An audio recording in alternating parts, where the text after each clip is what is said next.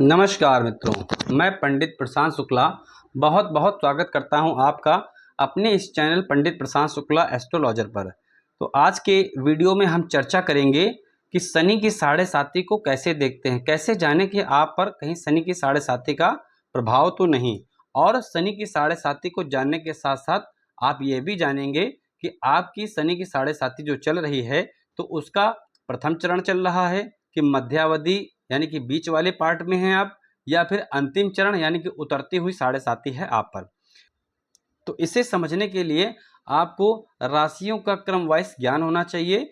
मेष, वृष, मिथुन, कर्क, सिंह, कन्या, तुला, वृश्चिक, धनु, मकर, कुंभ, मीन। अब क्रम वाइज ज्ञान आपको राशियों का हो गया। अब बात कर लेते हैं कि शनि की साढ़े साती कितने वर्ष की होती है, क्या उसकी अवधि होती है। जैसा कि आप नाम से समझ रहे होंगे कि साढ़े साती अर्थात 7.5 वर्ष का समय, यानी कि साढ़े साती की जो अवधि होती है वो 7.5 वर्ष की होती है। अब आपको साढ़े साती को समझने के लिए एक बात का और ज्ञान होना चाहिए कि शनि एक राशि में कितने वर्ष तक रहते हैं। तो शनि एक राशि में 2.5 वर्ष के लिए रहते हैं। इसके साथ साथ शनि की साढ़े साती को जानने के लिए आपको ये पता होना चाहिए कि शनि की साढ़े साती के कितने चरण होते हैं। तो 3 चरण होते हैं, प्रथम चरण, द्वितीय चरण और तृतीय चरण। प्रथम चरण में 2.5 वर्ष, द्वितीय चरण में 2.5 वर्ष और तृतीय चरण में 2.5 वर्ष। 3 चरण मिलाकर 7.5 वर्ष बनते हैं।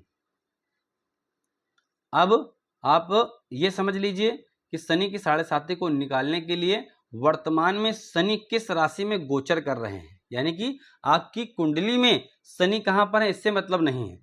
आपको यह देखना है कि अभी वर्तमान में शनि किस राशि पर बैठे हुए हैं। तो मान लीजिए कि शनि वर्तमान में मकर राशि में बैठे हुए हैं। वैसे वर्तमान में तो कुंभ राशि में है, लेकिन मैंने उदाहरण के तौर पर आपको बताया है कि मान लीजिए शनि इस समय मकर राशि में संचरण कर रहे हैं। तो अब मकर राशि पर सीधे आपको आ जाना है। इसका मतलब यह हुआ कि मकर राशि वालों पर शनि की साढ़े साती है। इसके साथ साथ शनि की साढ़े साती जिस राशि पर शनि होते हैं उसके पीछे वाले को भी प्रभावित करती है और उसके आगे वाले को भी प्रभावित करती है। अब प्रभावित कैसे करती है इसे जरा समझ लीजिए। जैसे मान लीजिए मकर राशि पर शनि महाराज हैं, तो इस समय मकर राशि वालों पर जो शनि की साढ़े साती चल रही है उसकी मध्यावधि चल रही है, यानी कि बीच का भाग चल रहा है, द्वितीय चरण चल रहा है, ठीक है। और इसके जो पीछे वाली धनु राशि है तो इस पर जो शनि की साढ़े साती का प्रभाव चल रहा है वो है आखिरी, यानी कि तीसरा चरण चल रहा है। तीसरा चरण धनु पर शनि की साढ़े साती का है। अर्थात जैसे ही मकर राशि से शनि हटकर कुंभ राशि में जाएंगे तो धनु की साढ़े साती का आखिरी चरण समाप्त हो जाएगा। अब बात कर लेते हैं कि शनि महाराज इस कुंभ राशि को कैसे प्रभावित कर रहे हैं।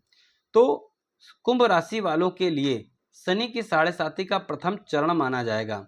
जैसे ही मकर राशि से उठकर ये कुंभ राशि पर आएंगे तो ये प्रथम द्वितीय में कन्वर्ट हो जाएगा, यानी कि मध्यावधि में कन्वर्ट हो जाएगा। तो आपने समझा कि मकर राशि पर शनि होने के कारण मकर राशि वालों की मध्यावधि हुई, पहले वाली राशि के लिए आखिरी अवधि है। मकर राशि से आगे वाली जो राशि है तो उस पर शनि की साढ़े साती का प्रथम चरण है। एक और उदाहरण द्वारा समझ लेते हैं। जैसे मान लीजिए कि शनि महाराज इस समय मिथुन राशि पर हैं, तो सीधे मिथुन राशि पर चलिए। मिथुन राशि वालों के लिए शनि की साढ़े साती का मध्यावधि यानी कि द्वितीय चरण माना जाएगा। मध्यावधि यानी कि द्वितीय चरण माना जाएगा। अब जैसा कि हमने बताया कि शनि महाराज अपने राशि जिस राशि पर बैठे हों उस राशि से पीछे वाली, उस राशि से आगे वाली राशि को प्रभावित करते हैं। तो पीछे वाली राशि यानी कि वृषभ को प्रभावित करेंगे और आगे वाली राशि यानी कर्क को प्रभावित करेंगे। अब कैसे प्रभावित करेंगे ये समझ लीजिए।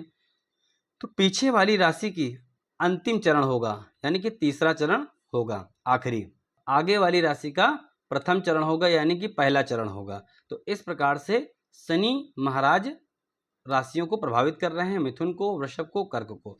तो 2.5 एक राशि पर शनि महाराज 2.5 वर्ष रहते हैं। जैसे ही मकर राशि वालों की अगर बात करें तो धनु राशि पर जैसे शनि आए तो 2.5 वर्ष यहाँ रहे, तो ये शनि की साढ़े साती का प्रथम चरण रहा मकर राशि वालों के लिए। और जैसे ही मकर राशि पर आए तो मध्यावधि यानी कि द्वितीय चरण हुआ, तो 2.5 मिलाकर 5 हो गया। फिर इसके आगे वाली राशि कुंभ राशि पर आ गए, 2.5 वर्ष इसमें रहे, तो ये मकर राशि वालों के लिए अंतिम चरण रहा। तो 2.5 ये तीनों मिलाकर 7.5 वर्ष का समय हो गया। इस प्रकार से शनि की 7.5 को आप देख सकते हैं और ये समझ सकते हैं कि आप पर शनि की 7.5 का पहला चरण है, दूसरा चरण है यानी कि मध्यावधि है, या फिर उतरती हुई 7.5 तीसरा चरण है। ठीक है, अब समझ लेते हैं कि शनि की 7.5 है तो किस प्रकार के दुष्परिणाम जीवन में दिखाई पड़ते हैं।